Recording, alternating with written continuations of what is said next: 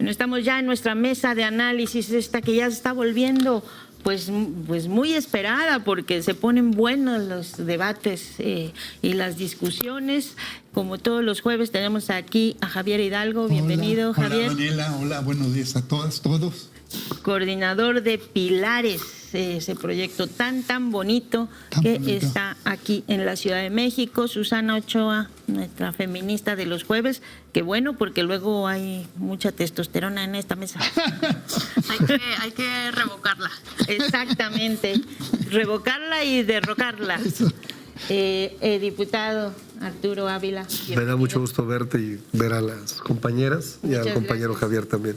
Y ahora sí estamos acá con manteles largos porque nos acompaña de nuevo Blanca Heredia. Qué gustazo, politóloga. Daniela, Qué gustazo. colegas, qué gusto estar aquí. Bueno, pues vamos a empezar. Estaban escuchando ustedes al presidente de Cuba, Miguel Díaz-Canel, que hoy ha dado una conferencia que lleva ya más de una hora y en la que ha hablado de varios puntos, pero con el que quisiera iniciar una reflexión es que dice: Cuba no está sola, y es una larga lista, empezando por Morena, y se refirió mucho a las menciones que ha hecho la presidenta Claudia Sheinbaum en su conferencia. Dijo, hay muchas muestras de solidaridad, pero también dijo otra cosa, que la unidad o la relación que tiene que construirse entre los países de América y del Sur no puede ser solo de palabras, ¿no? Que tienen que articularse y que no se puede dejar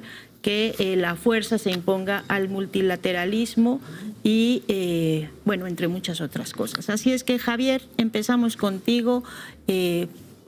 Llevamos una semana hablando de Cuba y no vamos a dejar de hablar de Cuba porque están en una situación muy crítica, y ya veíamos también las imágenes, 2 toneladas de basura, situación muy difícil. Ayer un nuevo apagón.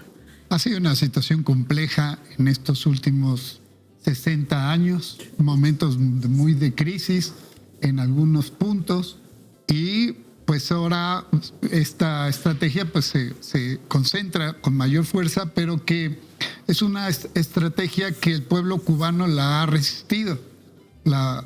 Andrés Manuel dijo que debíamos de reconocer al pueblo cubano, como toda la humanidad, por su dignidad, cómo ha logrado mantener esa revolución a pesar de todos los pesares.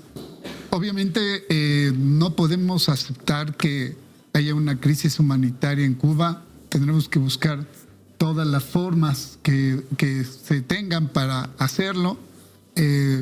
Similar a la flotilla que fue a Palestina en el 93, nos organizamos muchas mexicanas y mexicanos para llevar un buque de petróleo, y con esto pues que la sociedad civil pueda involucrarse en este tema. Obviamente pues lo que ha declarado la presidenta de la ayuda humanitaria también es viable, pero yo creo que estamos en un momento definitorio y que valdría la pena hacer propuestas más ambiciosas, no solo a la defensiva, sino ya de un cambio de rumbo. Y las circunstancias creo que lo permiten. Este gobierno de Trump ha sido un desastre. Alguien que explique el pleito con Colombia y ahora el saludo con el presidente, alguien que explique el pleito de Venezuela y ahora esta estrategia que está siguiendo en Venezuela, ¿verdad? Rompe pues todas las lógicas. Que explique evidentemente su actuar adentro de Estados Unidos, que tiene una crisis política a 9 meses de las elecciones, está 10, 11 puntos abajo, que no tiene posibilidades de remontar si sigue con esta estrategia. Para hacerlo, Trump, que sí creo que es una preocupación porque implica un desconocimiento como presidente por todas las atrocidades que ha hecho, tiene 2 salidas, o sea, tiene 3. Una, seguir como está para el resultado que ya prefiguramos. Otra, una estrategia como la que usó Netanyahu de guerra cuando financió a Hamas, para que justo estaba por perder las elecciones y desata acciones que le permiten entrar violentamente a Palestina y debilitar a la OLP. Y una situación de guerra es posible en la mente pues de la derecha, aunque Trump ha resultado pues un poco más inteligente en eso, porque ha reconocido que mientras ellos se han pasado guerreando, pues China ha crecido económicamente y ellos han perdido todos sus recursos en guerras, en nada, y la potencia china pues va desarrollando una economía boyante. Entonces esa opción tampoco es. Andrés Manuel López Obrador, cuando se hizo la Cumbre de las Américas, que no asistió porque habían vetado a Cuba, él dijo, no, necesitamos una cumbre de todas las Américas. Hizo una propuesta de integración de las Américas, en donde reforzaba la cuestión de esta integración le convenía a todos, planteaba los apoyos para el desarrollo a los países más pobres, Sembrando Vida, proyectos de este tipo, planteó una estrategia de migración que permitiera cubrir las necesidades de trabajo en Estados Unidos. O sea, presentó una propuesta que rompía además el esquema de la izquierda, porque la izquierda dice, no, somos antiimperialistas, nada, solo América Latina. Y él le planteó a Estados Unidos una opción. Creo que dubitativamente pues Trump va a estar pensando qué hacer, y sí es importante retomar una experiencia, un planteamiento más completo, no a la defensiva. Es decir, a Estados Unidos requiere de toda América en una estrategia de colaboración y de crecimiento mutuo para poder participar en el comercio mundial. Y lo estableció, dijo, si no llegamos a este acuerdo, dijo Andrés Manuel, es posible que se resuelva militarmente. Y en cambio esto podemos resolverlo comercialmente. Y tenemos los elementos para demostrarlo. El humanismo mexicano, el desarrollo. Bueno, los bancos en México tuvieron mayor ganancia que nunca. Y entonces, de que sí es posible dentro de este modelo hacer que el mundo cambie y tirar un planteamiento más de fuerza, decir, ¿qué caso tiene que sigan estrangulando a un pueblo que además se ha defendido, se va a defender? Vamos a ver mucha gente que lo defiende y que no lo lleva a nada. Y además a una rayita más al tigre en su contra, porque tampoco está muy bien con los cubanos en Miami. Bueno, en un momento más refuerzo esta idea, pero creo que México sí tendría que, junto con otros países de América Latina, hacer un replanteamiento distinto que le sirva a Trump, que dirigido a Trump, para hacer otro tipo de política hacia las Américas. Bueno, ese replanteamiento y esa integración no se ve muy muy fácil en estos días, en los que lo que hemos visto más bien son relaciones bilaterales, Petro con Trump, Sheinbaum con Trump, Delcy Rodríguez con Trump, Lula con Trump, y no se ve un marco como por dónde empezar a hacer esa integración. Pero es que el que le conviene es a Trump. Si dejamos a Javier Hidalgo, nos puede hablar 6 horas de Cuba, ¿verdad? Porque ya sabemos que tiene ahí un especial cariño, como yo creo que la mayoría o muchos mexicanos. Pero, ¿cómo vemos esa integración o dónde empezamos a poner los caminos para esa integración? Susana. Creo que es un escenario muy complejo, porque lo que al final hace Trump un poco es negociar uno a uno, ¿no? O sea, sería mucho más fácil para nosotros plantarnos como un polo hegemónico, pero eso es muy complejo, principalmente pues nuestro papel como mexicanos, o sea, y lo hemos hablado en otros espacios, ¿no? Lo que compartimos de nuestra relación con Estados Unidos, nadie más la tiene en América Latina. Canadá tampoco, porque no solo es una relación económica, es una relación histórica, es una relación de nuestra gente que está allá, es una relación de familias, es decir, de cadenas de suministros, ¿no? O sea, al pensar en un día en que se cerrara la frontera, pues todo lo que pasaría alrededor, no solo el tema económico, sino como eso repercutiría en la vida de la gente. Y yo creo que valdría la pena, porque a veces es muy fácil como pensar, pues tendríamos tener mejores cartas para negociar. Pero ¿qué pasaría en un escenario donde no hubiera llegado el proceso de la Cuarta Transformación? ¿Cómo estaríamos llegando a la mesa del Tratado de Libre Comercio? ¿Cómo estaríamos llegando a la mesa con una negociación con Trump? Es decir, por ejemplo, lo que se anunció ayer, que sé que es uno de los temas que vamos a discutir en la mesa, el tema del Pemex, pues no es una cosa menor, ¿no? Hablar de que se redujo el 20% de la deuda, que ha habido toda una reestructura para que Pemex pueda pues ser una empresa que genere soberanía energética.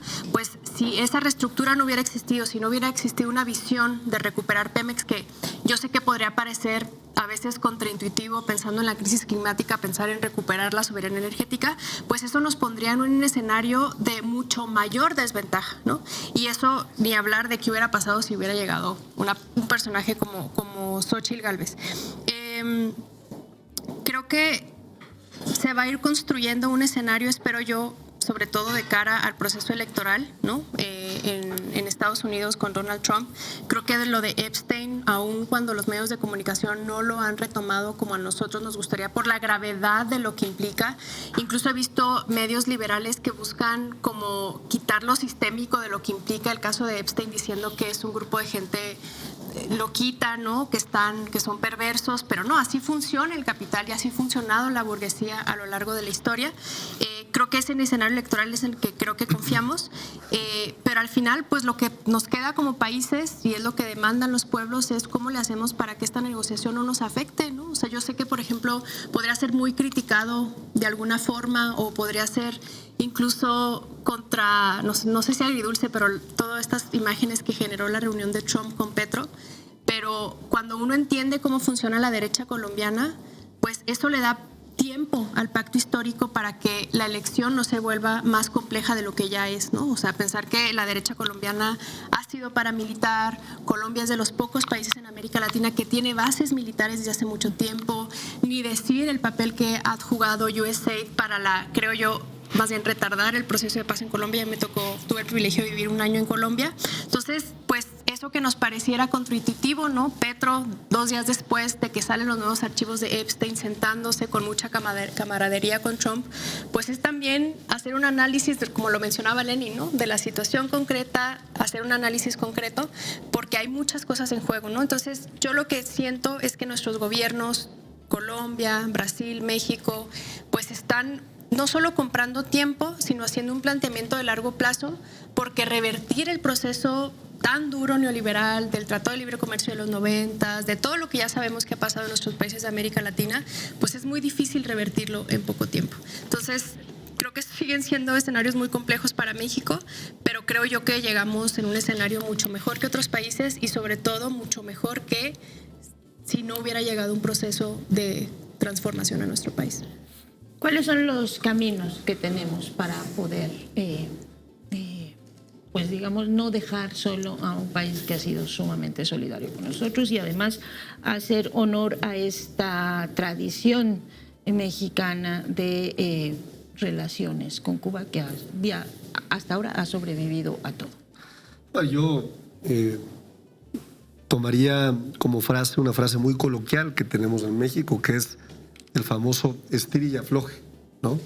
Y lo digo con esta sencillez porque efectivamente el vínculo que generó el Tratado de Libre Comercio, que puede ser criticado en su origen, pero que lamentablemente hoy y afortunadamente también existe, ¿no?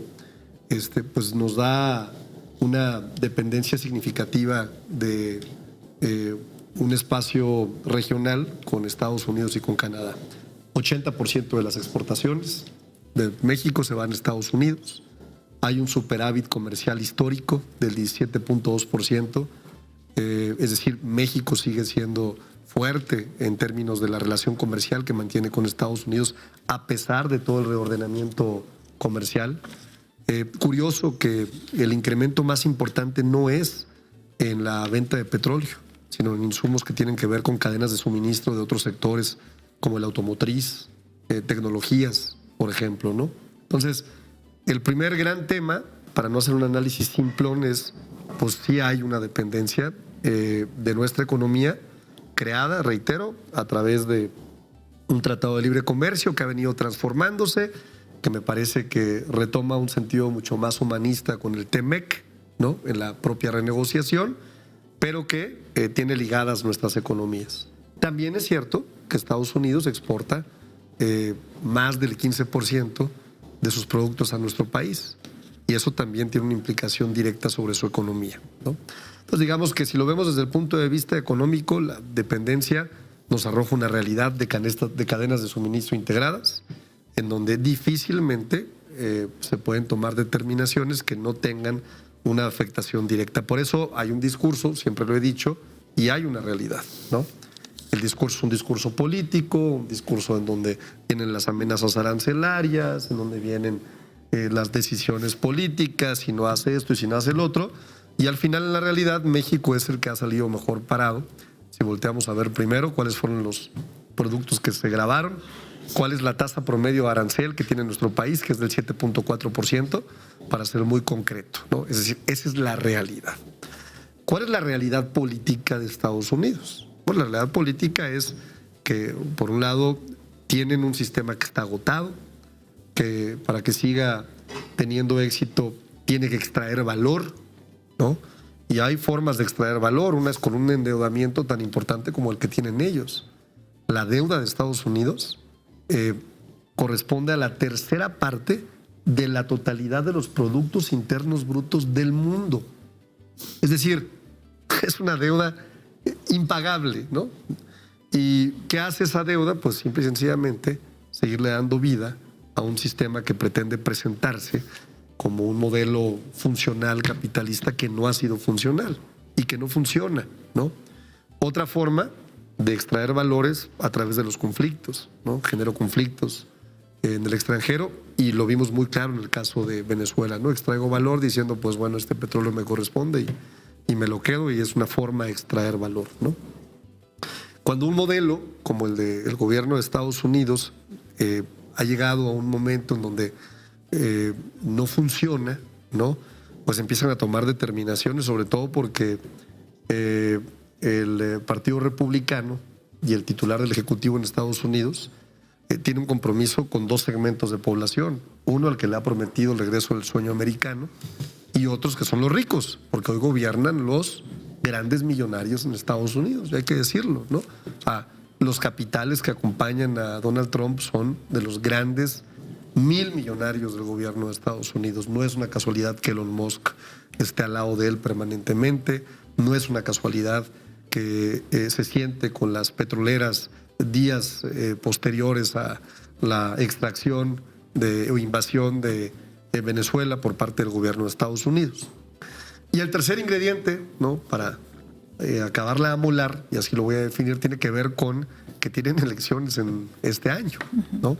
Y entonces tienen que responderle primero a una base muy fuerte, que es la base de ultraderecha, que es digamos, el voto duro que tiene el presidente Donald Trump, ¿no? Y entonces, ¿cómo le respondes? Pues le respondes primero con acciones clasistas, racistas, con lo que define muy bien a la derecha. Segundo, ¿dónde hay otro voto también muy duro de los republicanos? En todos los que son cubanoamericanos, ¿no? Que están en contra del gobierno de Cuba, ¿no? Y que han construido una comunidad, sobre todo en Florida, fuerte, que le da un voto amplio, duro y fuerte al Partido Republicano. Entonces, ¿qué hace Donald Trump? Le está hablando a los segmentos de población, ¿no? Y volvemos a las políticas de antes. ¿Qué tiene que hacer México, no? Pues lo primero, seguir sosteniendo la postura que sostiene desde 1962, cuando inicia el bloqueo. Por cierto, México fue el único país en la OEA que se opuso históricamente a ese bloqueo. Posteriormente, ¿no? A partir de 1992, ya en la Asamblea de las Naciones Unidas, todos los países, absolutamente todos los países, con excepción de Estados Unidos y de Israel, se han opuesto al bloqueo que mantienen en Cuba, ¿no? Y lo tercero que me parece muy importante, y con esto concluyo mi participación, ¿no? Pues el primer tema es México debe seguir determinando su política exterior. ¿A quién va a apoyar de forma humanitaria? ¿Con quién quiere tener relaciones comerciales? No puede estar sujeto a presiones externas, ¿no? Entonces yo lo que diría es, México y su presidenta no defiende gobiernos, defiende principios, ¿no? Y el problema es que hoy pues estamos lamentablemente sujetos a la política de alguien que define las acciones de acuerdo a su propia moralidad, ¿no? Y eso nos mete pues en una dinámica muy distinta de hacer política, ¿no? Bueno, ahora voy a dejar esto en pausa para preguntar, Blanca, ¿te parece que tenemos dos temas? Y digo, voy a dejar el tema de la moralidad porque cuando, si de pronto empezamos a ver que la gente se nos empieza a morir, ¿no? Que no funcionan los hospitales o algo así, el tema de la moralidad y de la ética y de los principios sube como 10 rayitas, o vamos a esperar a que empiece de verdad a haber una crisis humanitaria para hacer algo. Esa es una pregunta, pero la voy a dejar en pausa porque, Blanca, te quiero preguntar, parece que hay dos caminos que se abren y a dos tiempos distintos. Los gobiernos de América Latina, que parece, los más progresistas, que parece que están en repliegue táctico, jalando tiempo y esperando a que llegue noviembre y a ver si hay un cambio de marea. Y el de las prisas de Trump, justo también porque necesita cambios antes de que llegue noviembre, y está haciendo como la estrategia esta de divide y vencerás. ¿Cómo lidiamos con eso? ¿Qué caminos desde la política que podemos imaginar para poder pues pasar esa barrera? Con mucha inteligencia, ¿no? Sobre todo, serenidad, paciencia e inteligencia, agregaría yo. Ya mis colegas aquí sabemos todos perfectamente que hay una disparidad de poder brutal entre México y los Estados Unidos y una dependencia gigantesca. ¿Cómo medimos el tamaño de una dependencia? Invito a nuestro público a que se lo imagine a nivel personal, ¿sí? Cuando tienes una pareja, por ejemplo, ¿sí? ¿Quién sufre más si se termina el vínculo? Y otro elemento es qué tantas opciones tiene uno y otro de sustituir al que se pudiera ir. Una buena manera de ponerlo. México no tiene muchas opciones para sustituir, al menos en el corto plazo, a los Estados Unidos. Por ejemplo, el gran contrabalanceador en este contexto podría ser China, aunque es hiper complicado porque China es una potencia muy peculiar en términos históricos. Por ejemplo, no tiene ánimos imperiales, nunca los ha tenido históricamente. Es un bicho muy raro China. Pero si pensamos, ¿con qué podemos balancear a Estados Unidos? Pues China desde luego no. No hay ninguna dos economías en el mundo cuyo perfil exportador sea más parecido que el de China y México. Repito, competimos directamente con China. No somos complementarios. Eso hace que sea muy difícil imaginar que podemos, al menos desde el punto de vista económico y comercial, contrabalancear a los Estados Unidos con, tratar de generar un vínculo más estrecho con China. Además de que nuestro margen de maniobra en ese sentido es menor al de, por ejemplo, el vecino del norte de los Estados Unidos, Canadá, por toda una serie de razones que tienen que ver por la naturaleza de su vínculo económico, también muy dependientes los canadienses, pero con un poquito más de capacidad de influencia, porque ellos le dan algo importante a los Estados Unidos que no es tan fácil de sustituir, que es petróleo. Nosotros no. Entonces, en ese contexto, yo diría que el mejor camino para México es la inteligencia. Y tenemos mucha historia de una diplomacia que ha sido muy efectiva, en condiciones muy adversas, ahora sí que contra todo pronóstico. La diplomacia mexicana, en esta situación que tampoco es nueva, de esta disparidad de poder tan grande con el vecino del norte, pues durante largas décadas México fue capaz de manejar la tensión que suponía esa dependencia de muchas maneras, pero básicamente, ganando ciertos márgenes de maniobra negociados con los Estados Unidos, usando un discurso para la parte interna y otro distinto en la relación con los Estados Unidos, utilizando los foros multilaterales. que fuimos realmente los años más gloriosos de nuestra diplomacia fueron cuando utilizamos de la mejor manera esos foros multilaterales. Hoy el contexto cambió radicalmente. Y otra manera de plantearnos cuál es el momento que estamos viviendo y qué opciones le quedan a México es, de nuevo yo invitaría a nuestra audiencia a preguntarse qué ha impedido históricamente o qué razón podríamos pensar ha llevado a que los Estados Unidos no hayan acabado con Cuba, con el régimen de la Revolución Cubana. Una islita. O sea, parece raro, ¿no? Si lo planteas así, ¿por qué han permitido la supervivencia? ¿Qué elementos han llevado a que no la hagan así? Hay muchos elementos, pero creo que el denominado sistema internacional basado en reglas, generado desde la Segunda Guerra Mundial, las Naciones Unidas, en el centro de todo ese sistema está el principio de soberanía, de que ningún país tiene derecho a, digamos, invadir a otro, para decirlo rápido, y que en caso de que sea invadido, todos los otros van a unirse en defensa del agredido. Un conjunto de normas han sido de vital importancia, creo yo, para entender por qué Estados Unidos no ha atacado a Cuba antes. Esa es la pregunta. No por qué lo hace ahora Trump.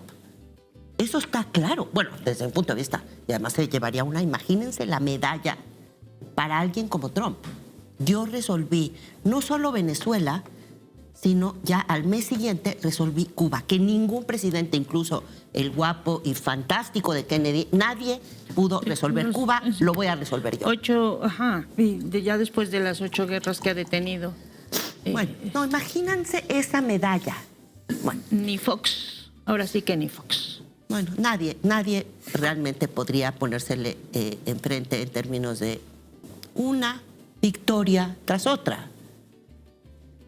Citaba bien Susana Lenin, yo creo que es un momento de realismo, de inteligencia con esteroides. Cuando eres muy débil, lo único que puedes hacer es ganarle al otro o encontrar tus márgenes de maniobra. Concretamente, bueno, hoy todo lo que había detenido a Estados Unidos para atacar a Cuba ya no está. Me parece que el mejor camino para México son dos cosas. Primero, aprovechar lo que queda del cuerpo diplomático mexicano, y diga lo que queda con enorme tristeza, porque como tantas otras cosas ha ido, digamos, sufriendo la falta de atención presupuestal, para decirlo claramente. ¿Sí? Pero todavía queda suficiente fortaleza en el cuerpo diplomático mexicano. Los países débiles en particular tienen que invertir ahí. Pues no podemos defenderlos con las armas. Sí, bueno. ¿Con qué nos defendemos? Con información, con capacidad para negociar, con respeto de la contraparte. Eso es un cuerpo diplomático. Por eso históricamente México invirtió en su cuerpo diplomático, no porque hay una, digamos, una veleidad. No, es una cuestión de seguridad nacional. No tenemos de otra. Pero en fin, ¿qué creo yo podemos hacer realistamente? Tratar de participar en una salida negociada no violenta en el conflicto Estados Unidos-Cuba. Creo que históricamente hemos hecho un buen papel como mediadores. Es mejor en lo personal como en lo colectivo plantearte metas ambiciosas pero realizables y no ambiciosas e irrealizables. Y esa creo que es una meta. Y la segunda, que yo creo que puede ser amarga, pero desde mi punto de vista, son las grandes enseñanzas de lo que está pasando hoy en Cuba para todos los regímenes progresistas del mundo. Si tú eres vulnerable internamente, estás condenando tu proyecto de atención a las mayorías al fracaso. Hay un mensaje para todos los regímenes progresistas también aquí. Primero que nada hay que cuidar la casa. Si todo adentro o mucho adentro está descompuesto, te vuelves mucho más vulnerable. ¿Y cuáles son las prioridades? Seguridad, bienestar económico. Bueno, ahora les voy a pedir que seamos mucho más cortos. De hecho, Arturo nos va a llevar el tiempo porque tenemos otros 2 temas y si no, se nos va a ir el tiempo hasta Cuba siempre. al final. No, bueno, Cuba siempre, de hecho. Blanca también es Sí. maravilloso. De hecho, tenemos acá, vamos a ver a Andrés Manuel López Obrador hablando de Cuba para cerrar este tema por el momento, porque va a seguir siendo tema de muchas mesas en estos días. El pueblo cubano tiene mucha dignidad.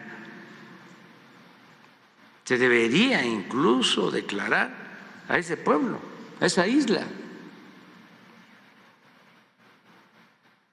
por su arrogancia de sentirse libre, como patrimonio de la humanidad, una resistencia heroica. La estrategia política es que si siguen mal las cosas en Cuba y le va mal al pueblo, el pueblo se va a rebelar en contra de su gobierno y así va a triunfar la oposición. Bueno, pero vamos a suponer, ahora sí que como dicen los abogados, aceptando sin conceder, de que triunfe esa estrategia, que no es una vileza, que no es ruin, que no es una política medieval, que tiene que ver con nuestros tiempos. ¿Dónde están los derechos humanos? Bueno, eso es para cerrar esta parte, recordar un poquillo eso, ¿no? No es una política medieval, no es ruin, independientemente que sea o no sea esta idea de vamos a asfixiarlos para que la gente se enoje mucho con su gobierno, diga todas las cosas que se tienen que decir y sobre eso. O sea, ahí lo dejo y justo como estábamos hablando, porque hay temas importantes. Esta semana se ha hablado de la inversión, se ha hablado de la recuperación de Pemex. Hoy le hemos dedicado largo rato al tema del desmantelamiento y luego de las cosas que se han hecho para recuperar. Pero también se ha hablado de los minerales críticos y de un acuerdo que está ahí preocupando a mucha gente por el tema de la minería y lo que puede estar poniéndose sobre la mesa del tratado comercial.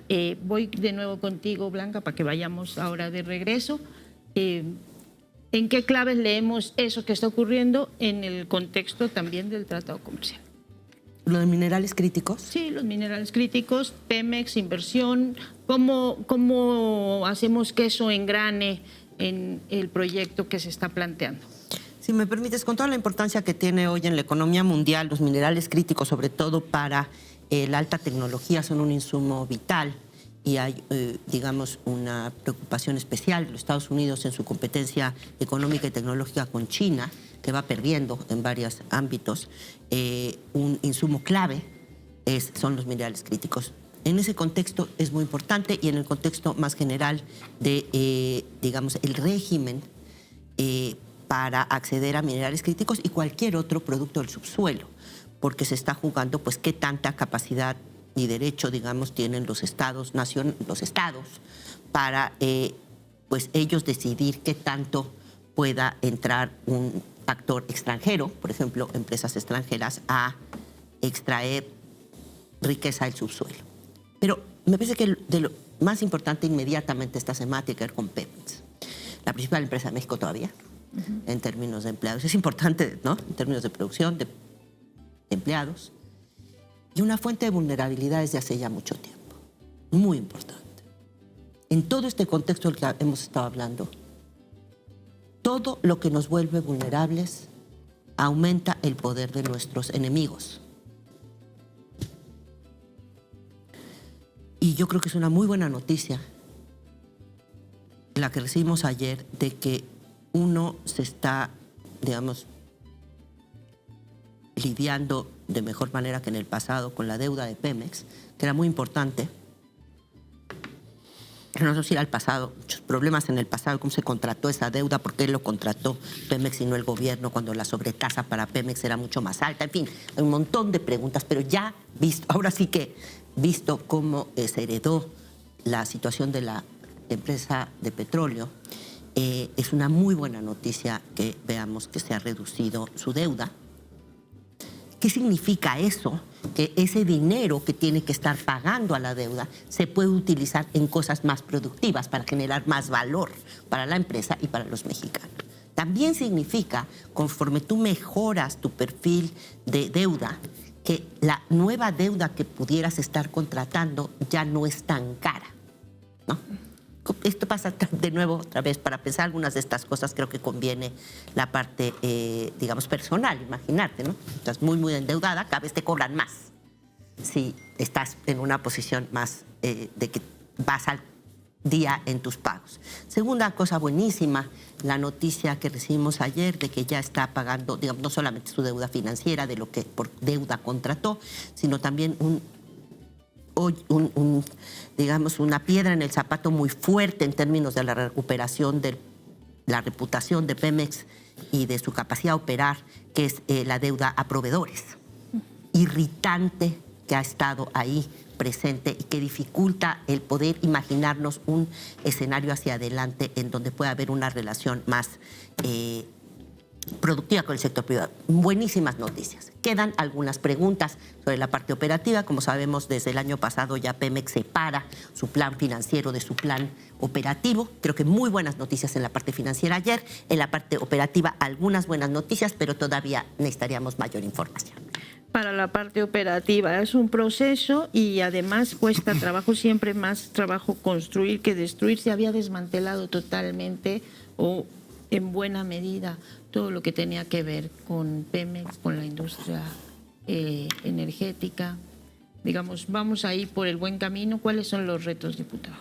Yo empezaría por decir que lo más importante es que hay un rescate de una empresa del Estado, una empresa que había sido desmantelada históricamente, ¿no?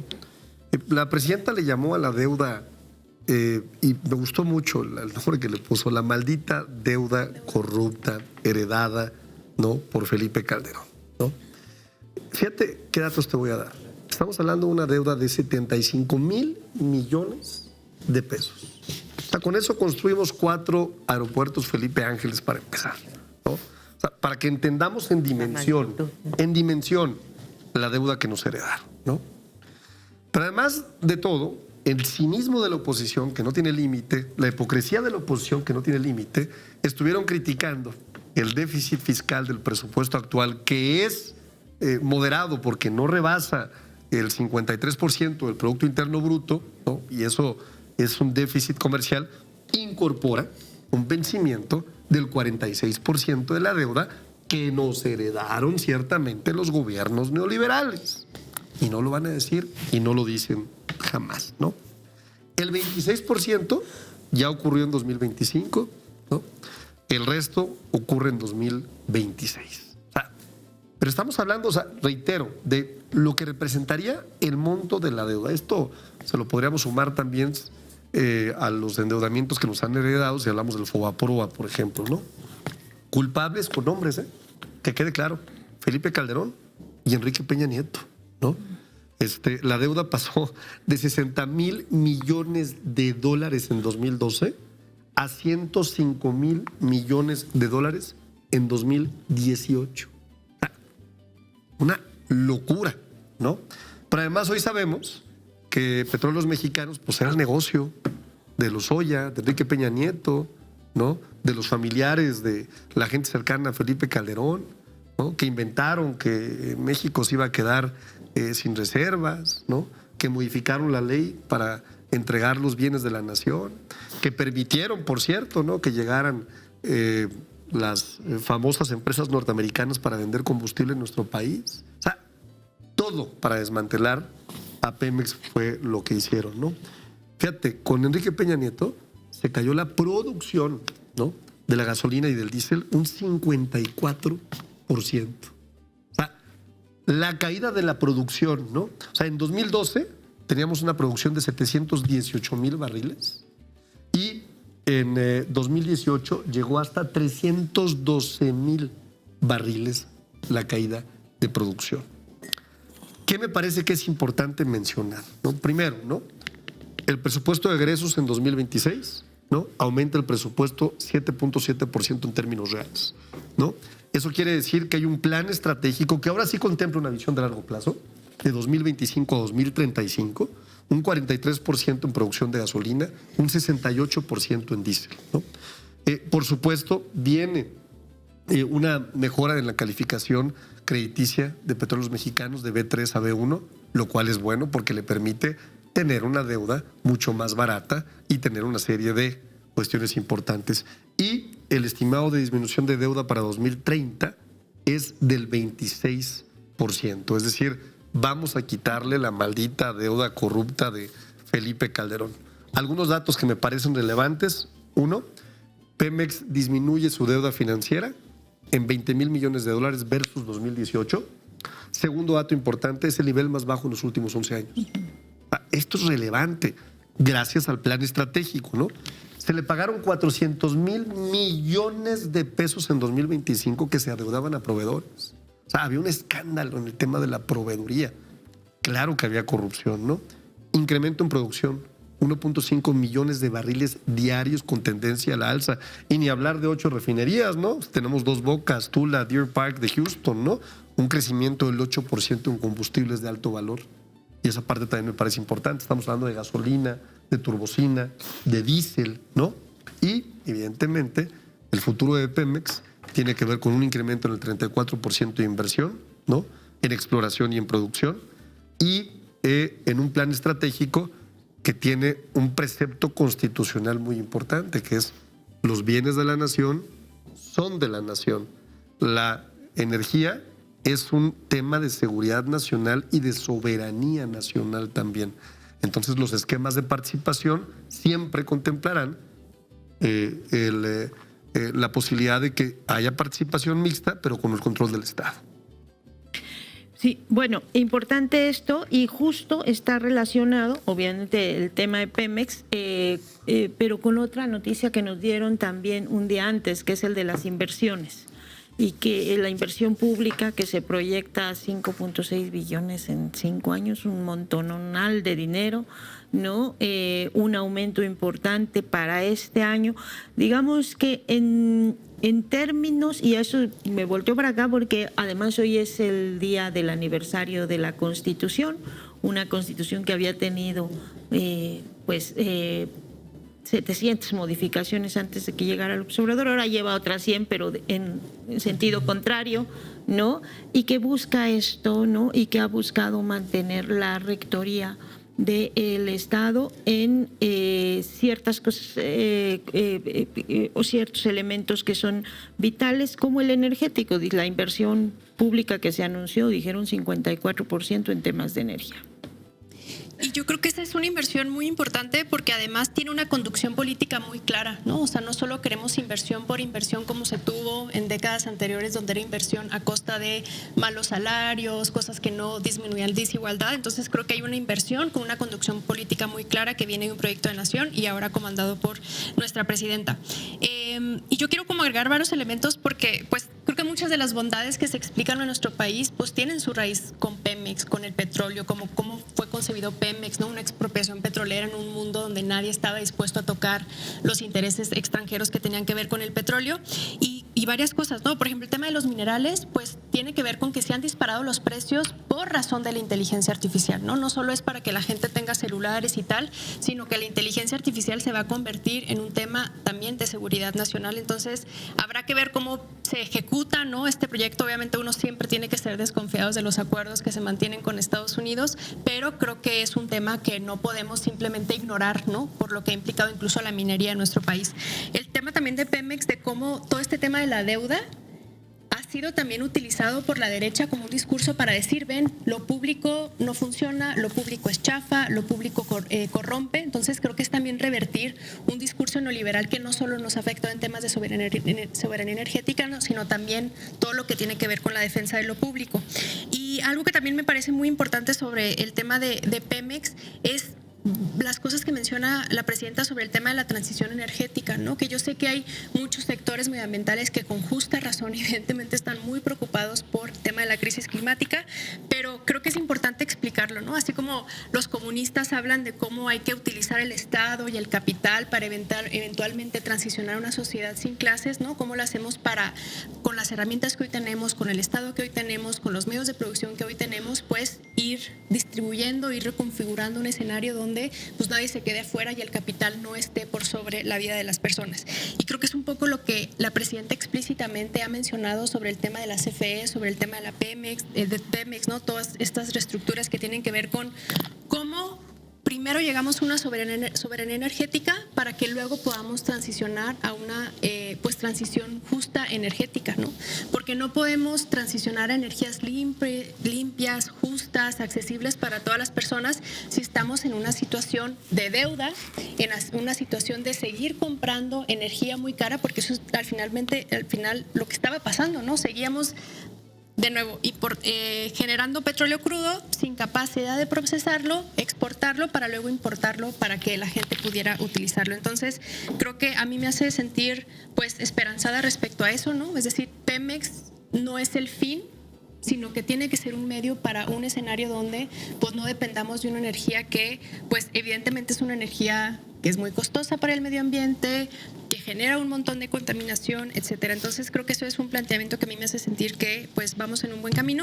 Y solo quiero aclarar algo respecto a Cuba, y es porque lo mencionaba nuestra querida analista, y es que Estados Unidos no ha intervenido como ha intervenido en otros países, también por la fortaleza del pueblo cubano, ¿no? O sea, si bien Estados Unidos no ha invadido países con las armas en América Latina, ha intervenido a través de golpes de Estado blando, a través del papel de la CIA en esos países, porque Cuba no ha producido una Marina Corina Machado, porque Cuba no ha permitido ese nivel de injerencia, pues tiene que ver con que hay un pueblo que sigue movido y tocado por una revolución cubana que sigue siendo inspiración para el resto del mundo.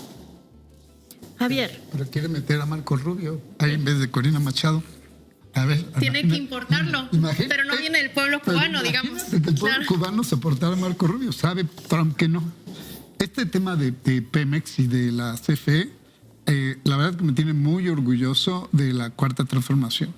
Y es que es una visión estratégica el de poder controlar tu energía. O sea, ni los cuerpos, ni las personas, nada se mueve sin energía. Europa, o sea, quisiera tener Europa, Alemania, que tiene esta crisis por el gas ruso. Y en cambio México tenemos nuestras empresas que mueven a México y que obviamente bajo la visión neoliberal que reducía el papel del Estado y que dejaba al mercado, pues fue generando esta privatización que a la hora de la hora demostró un caos. En CFE, las inundaciones, el darle preferencia a los privados sobre lo público, era claro que nos iba a llevar a una situación de caos, como sucedió en Texas con las heladas que no pudieron conectarse y se tardaron en conectar mucho tiempo. Bueno, es lo mismo en Pemex. Ahora, en Pemex sí nos dejan una deuda maldita que pone todavía en evidencia el descaro de plantear cualquier cosa cuando Fox y Calderón pidieron esa deuda, cuando había la mayor producción, cuando estaba el petróleo a buen precio, y no hicieron nada y nos endeudaron y nos dejaron en esta situación. Y qué orgullo que lo estamos librando, que estamos reduciendo esta deuda de esta manera. Así que, pues, este tema de la energía es algo de los que nos permite hablar y presumir. Y yo insistir en la importancia de soñar otro mundo posible, soñar una alternativa diferente a la que nos está imponiendo Trump. Estamos en las condiciones para hacerlo. Tenemos la calidad moral. Esto que está pasando en Pemex es tener la calidad moral para poder hablar de la situación energética en el mundo. Mucho de lo que está sucediendo pues lo mueve el tema de China hacia Estados Unidos, los minerales raros, el hecho de ir a Venezuela no por democracia ni por nada, por el petróleo. lo de Groenlandia, que buscó comprarla para poder tener los recursos de Groenlandia, pues obviamente es porque los chinos ya se comieron el mandado, ya le comieron totalmente el mandado y están en un asunto crítico. Por eso es esta cuestión de... Y es el partido político, porque la presidenta ha hecho cosas magníficas. El partido está haciendo puro seguidismo. Digo, está bien porque tenemos mucho que presumir, pero tenemos que forzar a pensar en el futuro. ¿Quién se atreve a pensar en el futuro y hacer una propuesta diferente que permita hasta a Trump mismo salir del atolladero que tiene? Porque a él es el que no le convendría una guerra con Cuba. A él no le conviene una situación pública que parezca esta crisis humanitaria en Cuba, porque no tiene ni cómo controlarlo. En Venezuela no tenía cómo controlarlo. Entonces,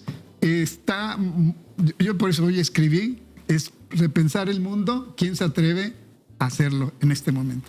Así me lo es. Recomendamos mucho también, a ver si nos pueden poner ahí en la portada el artículo que hoy publica en Diario Red América Latina Javier Hidalgo. Son las 10:05, nos va a dar tiempo para un mini cierre del tema. Ahora sí que quieran. Teníamos el otro tema también, que era este grupo de democracia,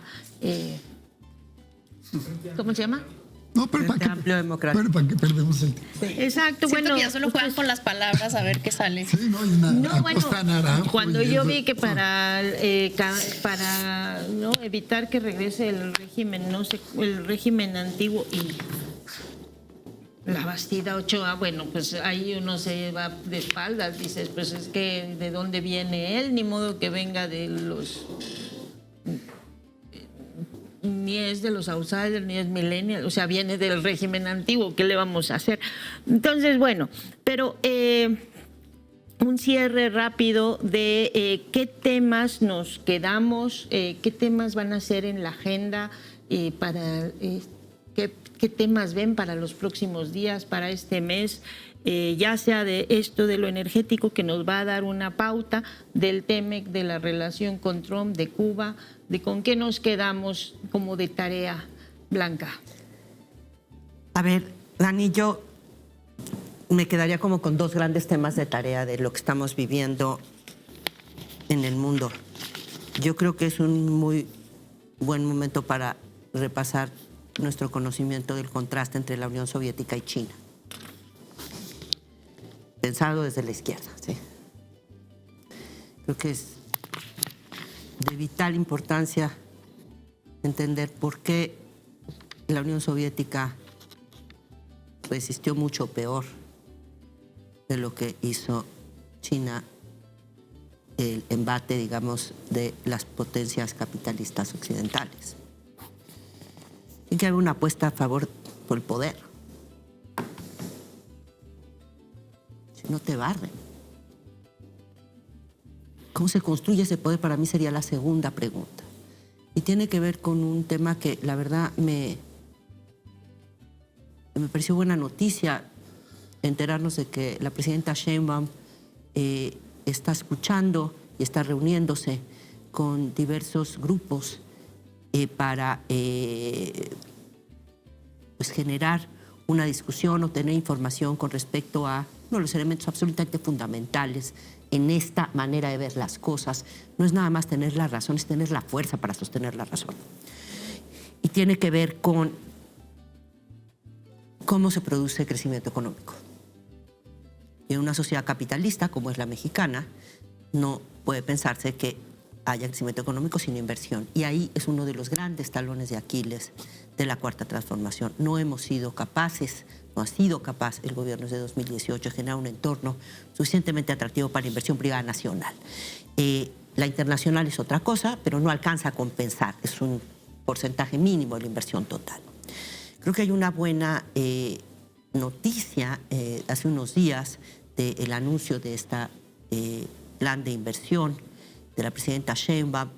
Insisto, es una buena noticia que esté buscando la manera de generar condiciones más favorables para la inversión privada y pública, sin la cual no hay crecimiento posible en una economía capitalista. Yo creo que vamos por buen camino, pero nada más quiero dar un dato para que nos demos cuenta de todavía lo que falta. Se anunció con bombo y platillo y muy bien, porque veníamos todavía más abajo, una inversión pública del 2%. Hay un consenso prácticamente en cualquier modelo de economista que creas que necesitamos aumentar la inversión en general, y la inversión pública es crucial para apuntalar el crecimiento de la inversión privada. Es una buena noticia que haya este anuncio de que vamos a llegar a 2% de inversión pública. Nada más quiero darles el siguiente dato. En promedio, durante la época del desarrollo estabilizador, cuando se transformó México, la inversión pública era de 17% en promedio. Nada más para que veamos el tamaño, ¿sí? No, pero incluso, o sea, no es nada más Pemex, Susana. O sea, creo que nada más me parece que es súper importante también hacernos cargo de la realidad, de cierta parte, digamos, de la realidad dura y de qué tan lejos estamos de la meta. Porque solo así tenemos la posibilidad de llegar a la meta. Muchísimas gracias, Dani. Un gusto, colegas. Al contrario, Arturo Ávila, ¿con qué cerramos? ¿Qué nos dejas de tarea para los siguientes días? Pues, a ver, me parece importante entender los retos que tiene todavía el gobierno de la transformación, ¿no? Porque efectivamente, si nosotros volteamos a ver la época del famoso desarrollo estabilizador, cómo se complementaba y cómo se integraba la inversión de nuestro país, el poder adquisitivo, pues es muy claro que a partir de 1978, con un modelo neoliberal que cambia, ¿no? Con la llegada de Miguel de la Madrid, con la apertura del comercio, del GATT, con la llegada de Salinas de Gortari, la cantidad de empresas que se privatizan a partir de la llegada de Miguel de la Madrid, del propio Salinas de Gortari, la entrega del Estado, la llegada de los Chicago Boys. Es decir, toda esta serie de situaciones, pues sí, nos dejaron en condiciones históricamente graves y delicadas. No solamente es un tema de inversión, porque el crecimiento económico no es necesariamente una medida de bienestar. Yo siempre he dicho que el crecimiento económico en un modelo o una política de Estado que no es distributiva, pues va a acabar en las manos de los más ricos, y no pregúntenles a los milmillonarios de México, que acumulan riquezas similares a los productos internos brutos del resto de los países, ¿no? Entonces, lo primero que tenía que hacer el gobierno de la transformación era decir, a ver, vamos a implementar políticas públicas, ¿no? Privilegiando primero a los pobres. ¿Cómo se implementan este tipo de políticas públicas? Pues primero empecemos desde el gobierno, ¿no? Austeridad republicana. Segundo, ¿no? Enviemos transferencias directas, ¿no? A segmentos muy específicos de gente. Tercero, ¿no? Implementemos políticas públicas que permitan que saquemos de la pobreza a millones de mexicanos, como se logró, 13.5 millones de mexicanas y mexicanos, ¿no? Cuarto, generemos condiciones de seguridad para que tengamos inversión. Bueno, pues nos dejó un desastre el gobierno de Felipe Calderón. Fíjense qué dato les voy a dar, ¿no? Cuando Felipe Calderón, al quien no voy a llamar presidente porque se robó una elección, llegó en 2006 al gobierno, en nuestro país sucedían 27 homicidios diarios. Cuando él se fue, 70. Nunca ha habido un incremento más importante. 110,000 muertos, 200,000 huérfanos y huérfanas. Y la tendencia, pues, siguió avanzando en el gobierno de Enrique Peña Nieto. Solo baja hasta el gobierno de la doctora Claudia Sheinbaum, que hoy está en un promedio de 50. Oye, falta muchísimo por hacer. Pues, ¿cómo no? Pues nos dejaron un desastre, ¿no? Sacaron al ejército mientras aliaban con Joaquín El Chapo Guzmán. A ver, es que es de locos lo que pasó en México, ¿no? Entonces, pues sí, un análisis simple podría llevarnos a pensar que las cosas pueden cambiar de un día a otro, ¿no? Y me parece que en 7 años se ha avanzado muchísimo. Falta mucho por hacer, sin duda. México requiere más inversión en infraestructura, inversión pública, sin duda, ¿no? Pero primero había que aliviar un tema que era fundamental, que era la desigualdad y la pobreza, ¿no? ¿Con qué cerramos, Susana? Yo me quedo con 2 ideas. Una que Blanca lo mencionaba, ¿no? Como uno llega a la negociación frente a nuestros adversarios, que además son opresores y todo lo que ya sabemos, pues recordando la frase de Andrés Manuel, que creo que ha funcionado y es: la mejor política exterior es la interior, ¿no? Que no es otra cosa más hacernos cargo de lo nuestro, ¿no? La soberanía no se construye solo en el discurso, sino que se construye con hechos, ¿no? Yo creo que cómo llega Claudia a las negociaciones con Trump tiene que ver con, por ejemplo, resultados con la seguridad, ¿no? Porque los datos ahí están, 50% menos de decomiso de fentanilo, por ejemplo, pero también la popularidad del respaldo que tiene Claudia, ¿no? Al final Trump es un ser desquiciado, ¿no? Pero también con un plan de nación muy claro, y es que él se sienta con los ganadores, ¿no? O los ve con respeto, porque así es la forma en cómo ha construido su liderazgo y lo que sea, ¿no? Y es la razón por la que ha recibido a Petro, la relación por la que habla bien de Claudia, ¿no? Tiene que ver con que sabe que hay un respaldo.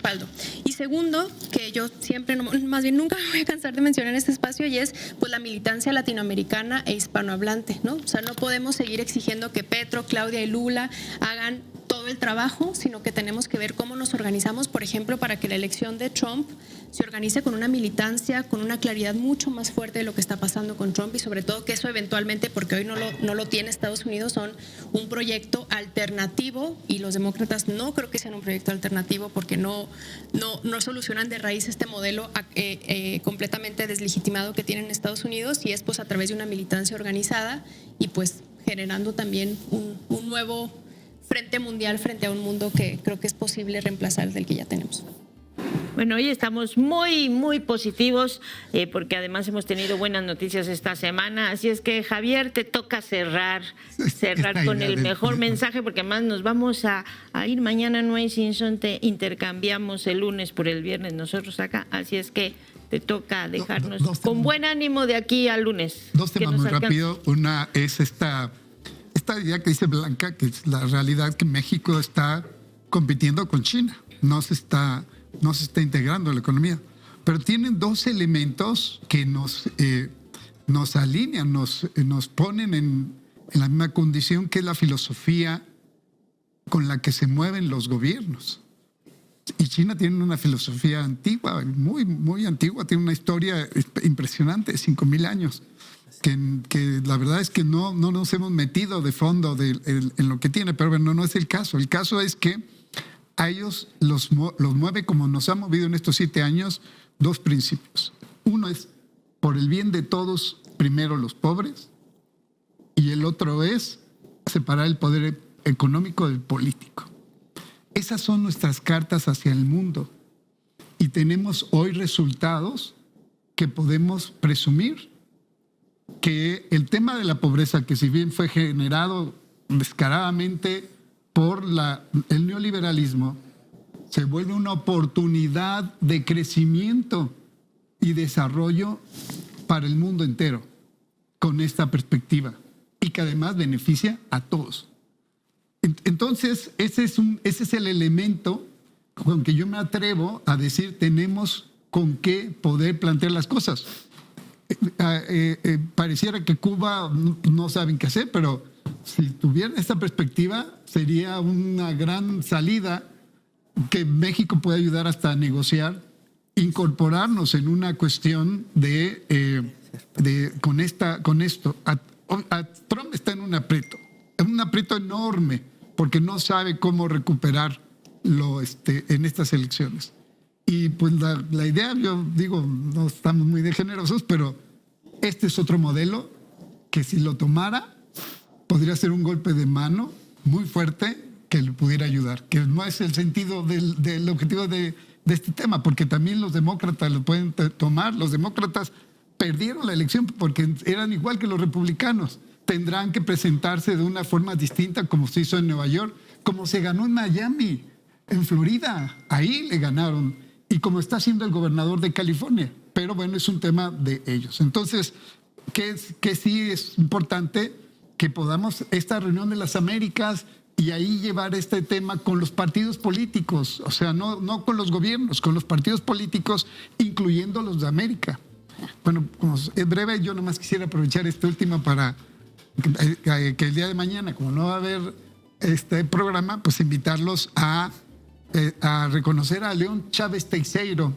Él fue un cantante de lucha, es un cantante de lucha desde los 70s, 80s, que tenía unas piezas sobre fue el primero que empezó a hablar a las mujeres. Una cosa impresionante que nunca se dejó comercializar. Está a punto de cumplir 90 años.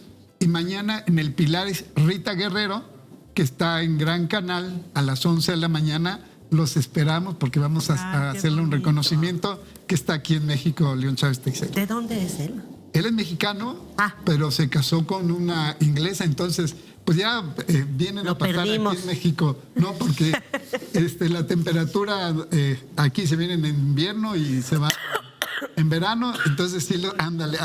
Ahí está la invitación. Los invitamos. Qué bonito. Muchas gracias. Pues mañana ahí nos vemos a las 11:30, aprovechando que vamos a tener nuestro día feriado que no tuvimos el lunes. Bueno, pues muchísimas gracias a los 4.